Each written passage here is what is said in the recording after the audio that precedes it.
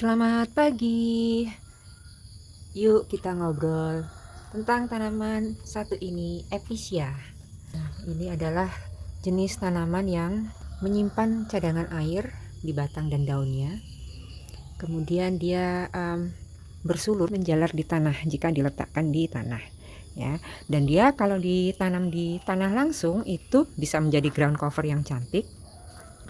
Tapi kerugiannya mungkin nanti dia akan rentan ini ya, dengan cepat dia akan benyek begitu pinggiran daunnya karena terkena pinggiran sesuatu atau terinjak atau terkena air hujan langsung secara terus-menerus. Nah, itu dia akan mudah sekali jadi jelek gitu ya. Karena ini batang dan daunnya kan lunak. Oke. Nah, kalau digantung dia seneng. Dia gampang sekali kelihatan cantik kalau digantung. Ya. Tadinya jelek gitu ya, coba aja ditanam di dalam pot yang ditempel atau digantung seperti ini. Nah, habis itu dia bakalan cepat sekali untuk menumbuhkan daun-daun yang seger utuh, tak ternoda seperti ini ya. Nah, ini yang barusan aku pindah ke dalam pot gantung ini ya. Tadinya sih di pot biasa yang terlalu kecil dan ini masih kelihatan kan jelek gini ya, dia benyek, kemudian mengering. Ini karena satu kepanasan, kedua terlalu kena air, terus airnya tuh nempel, kemudian dia nempel di pinggiran. Nah, jadinya seperti ini.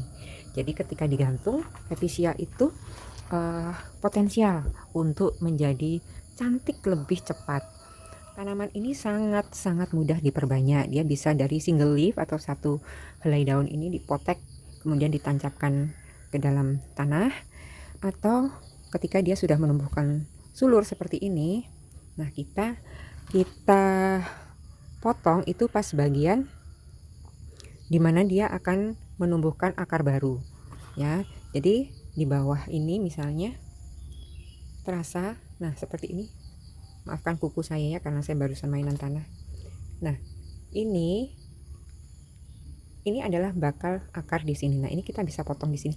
Nah, langsung ditanam di pot yang terpisah. Tentunya ukuran pot menyesuaikan ya. Nah, ini karena ini yang sudah terlalu gondrong. Ini bakalan saya sekalian saya perbanyak. Oke, teman-teman, ini saya akan memperbanyak sekalian dari tanaman Epicea saya ini. Nah, ini teman-teman bisa lihat dari sulur yang ini itu terlihat seperti tonjolan-tonjolan di sini. Nah, ini akan tumbuh akar dari sini, teman-teman. Nah, disinilah di dekat sini kita harus memotongnya. Oke, seperti ini. Nah, kemudian ini bagian ini yang nanti kita tanam langsung di dalam pot. Nah, ini sebaiknya kita perpendek saja yang tadi bekas guntingan ya, karena ini cuma batang doang. Seperti ini. Saking udah gondrong sekali ya ini. Jadi saling ya ini. Nah, teman-teman bisa lihat. Nah, ini kan terlihat tonjolan-tonjolan. Nah, disinilah nanti dia akan menumbuhkan akar. Kita potongnya tepat sebelumnya. Ya, ini. Oke, sekarang kita mau tanam potongan tanaman Epicea tadi. Karena ini masih kurus-kurus, saya akan menjadikan satu di dalam satu pot ya. Ini potting mix atau media tanam yang dibuat khusus untuk tanaman saya secara umum sih ya, nggak untuk Epicea saja. Saya pakai untuk keladi, untuk alocasia dan yang lain-lain. Oke, jadi kita tanamnya itu di bagian yang akan potensial tumbuh akar tadi ya teman-teman. Nih seperti di sini. Ini maafkan ya kalau tangan saya dan kuku saya kelihatan dekil karena sehari-hari memang seperti ini, main tanah. Oke. Nah, ini. Jadi di titik ini kita tancapkan saja. Sebenarnya kita nggak usah tancapkan yang terlalu dalam ya. Cuman begini saja. Nah, ini ada sulur kecilnya ini, kita bisa taruh aja, dilingkarkan seperti itu biar dia besar sendiri nanti ya. Ini juga sama, di titik pertumbuhan akar nanti. Ya ini belum tumbuh akar, tapi nanti setelah dia menyentuh tanah, dia akan segera menumbuhkan akar. Ini medianya bisa dibasahi terlebih dahulu, baru kemudian kita tanam, atau ya seperti saya begini aja, nggak masalah. Ini juga sama.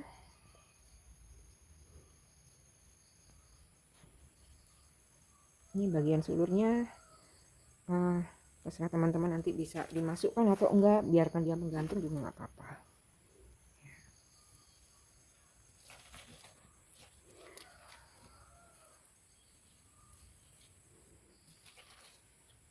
Di awal-awal ketika kita memperbanyak episia seperti ini kan kita perlu menyiram air. Nah, bagian dasar dari daun-daun yang ada di bawah itu akan terkena air dan akan menjadi banyak pinggirannya gitu, sebagian begitu ya. Itu nggak masalah teman-teman kalau saya ya, karena dia setelah itu nanti akan menumbuhkan daun-daun yang tidak menempel pada tanah yang basah, jadi dia akan lebih cantik ya, itu otomatis.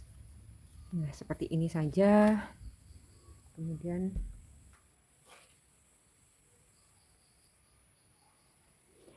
ya kalau bisa aja nggak mengenai langsung ke daunnya, jadi kita balik-balik sedikit jika memungkinkan ya. Kalaupun harus kena ya nggak masalah, paling nanti pinggirannya banyak dikit. Nah, udah kayak gini aja teman-teman. Jadi kita udah punya cadangan tanaman episia yang baru. Oke, jadi seperti itu. Nanti selanjutnya sama, ketika sulur yang ini itu membesar, itu kita bisa potong saja atau kita bisa tancapkan di sini biar potnya penuh ya teman-teman. Seperti ini. Itu mudah kan? Oh ya teman-teman, untuk episia sebaiknya diletakkan tidak terkena matahari langsung ya, yang terik begitu jangan, karena akan menyebabkan daunnya memudar warnanya, ya akan menguning memerah gitu ya. Nah, sebaiknya dia kena biasan saja dari sinar matahari. Nah, kalau digantung dia yang saya bilang tadi di awal, dia akan menjadi jauh lebih cantik ya teman-teman. Dan untuk air, dia karena memiliki cadangan air ya, jadi tidak kekeringan, jangan sampai kekeringan, tapi juga jangan terlalu sering. Jadi mungkin kalau saya sehari sekali saya siram gitu, atau saya pegang aja medianya, kalau kelihatannya sudah mengering begitu, nah sudah saatnya disiram. Oke, sampai jumpa.